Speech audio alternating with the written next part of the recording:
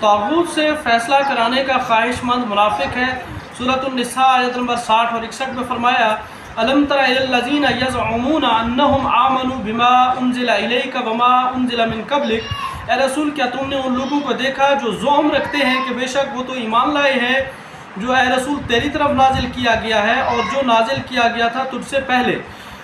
یریدون ان یتحاکموا الی الطاغوت وقد امروا ان یکفروا بہ ویرید الشیطان ان یضلهم ضلالا بعیدا،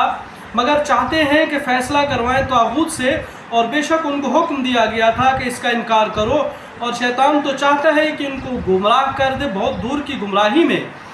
وَإِذَا قِيلَ لَهُمْ تَعَالَوْا إِلَىٰ مَا أَنزَلَ اللَّهُ وَإِلَى الرَّسُولِ رَأَيْتَ الْمُنَافِقِينَ يَصُدُّونَ عَنْكَ صُدُودًا، اور جب کہا جاتا ہے ان منافقوں سے کہ آؤ اس طرف جو نازل کیا اللہ نے یعنی قرآن اور رسول کی طرف، تو دیکھتا ہے ان منافقین کو کہ تیری طرف آنے سے رکے جاتے ہیں۔